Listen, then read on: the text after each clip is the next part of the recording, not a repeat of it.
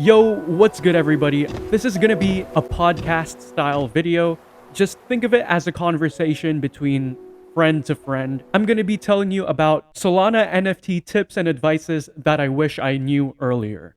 So I hope you have a good time, chill, put the phone down, scroll through Magic Eden, drink your coffee just like I'm drinking mine right now. They say a fool never learns, a smart man learns from his mistakes, and a wise man learns from the mistakes of others. Now, if you don't have the attention span to listen or pay attention to the 6 advices that I want to share with you today, you're not gonna make it. And it's just the truth. You probably might fall victim to one of these scams, or you might not make the gains that you could have made. So I'm gonna lay down these cards on the table. It's up for you to pick them up. But first, go ahead and like the video, subscribe to the channel, and follow me on Twitter. Alright, I know you want to hear about the making money part, but first, let's address the types of scams. There are wallet drainers, P2P scams, DevNet, and scams from links and apps. So when it comes to these scams, some of them more obvious than not, but let's first talk about DevNet, which I hate to say it, but I've fallen victim to in the past. And nobody's told me about this. But DevNet, what they do is basically they send you fake Solana, which has no inherent value. You can't trade it, you can't buy anything with it, you can't do anything with it, right? And I'll actually add a clip of how easy it is to actually just airdrop yourself some Solana, quote unquote. But what is DevNet? Now, first of all, if someone DMs you and says they're gonna pay you through DevNet, just know that it's a scam, all right? But what is DevNet? So what I think DevNet is, and I might be wrong, but what I think it is that it's just a network where developers use these DevNet funds to test their games or their site, something like that. I don't really know, but point being is do not fall for anything that has to do with DevNet in a P2P transaction. All right, that's DevNet. So the next one is P2P scams or peer-to-peer scams. Again, someone's gonna message you. They're gonna say, hey, are you interested in buying my NFT? Or hey, I'm interested in buying your NFT.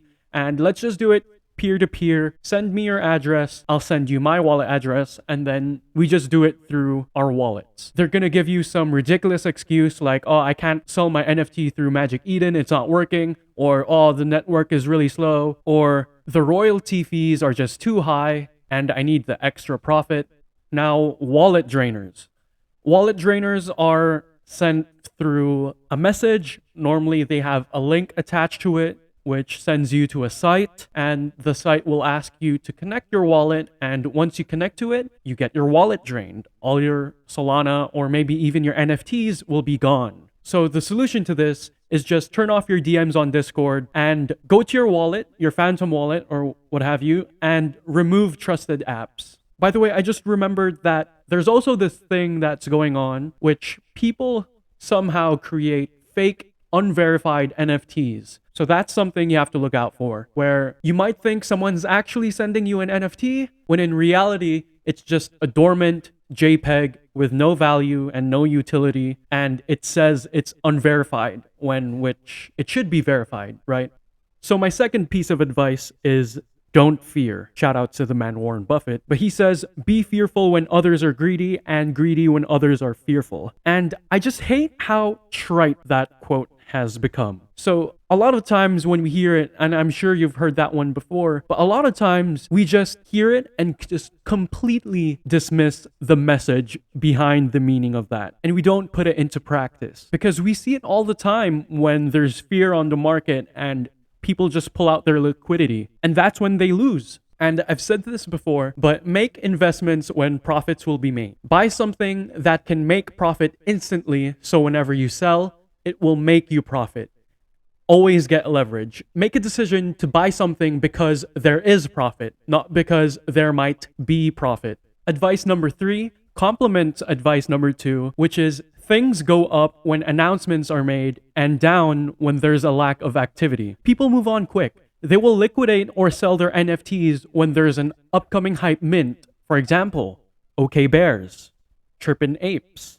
We've all seen it. People were selling their NFTs when these hype mints are coming up. And when you're investing in a project, you might notice this yourself, but projects usually tend to pump when announcements are being made, when teams are constantly building, and projects dip down in price when there's a lack of activity. People move on quick. So tip number 4, do not get into degen plays early. If you're new, you might hear something called a degen play, which is essentially a quick pump and dump. And it sounds sexy from afar, but when you're new, you probably won't know when to sell, and you don't want to be left holding the bag. So don't get into degen plays early, / do not gamble on casinos. So invest in builders, especially if you're new to the NFT space, and use this piece of advice as a framework that when announcements are being made, especially bullish announcements, like if a project staking protocol is coming soon, or if there's anything bullish, anything that you know is a good sign that more people will be buying into a project. Especially if you want to make money, things will go up when announcements are made and down when there's a lack of activity.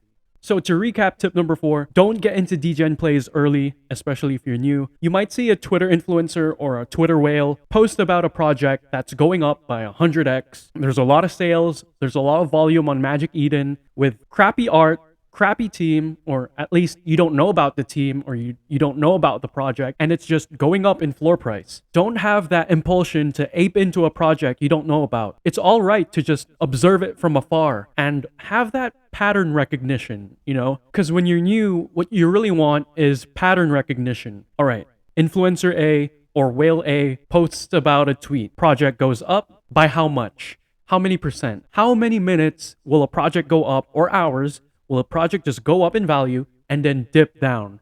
Because eventually what goes up must come down, right? So have that pattern recognition. And then also just don't gamble. Tip number 5, always take profits. Now, this is something that I learned recently.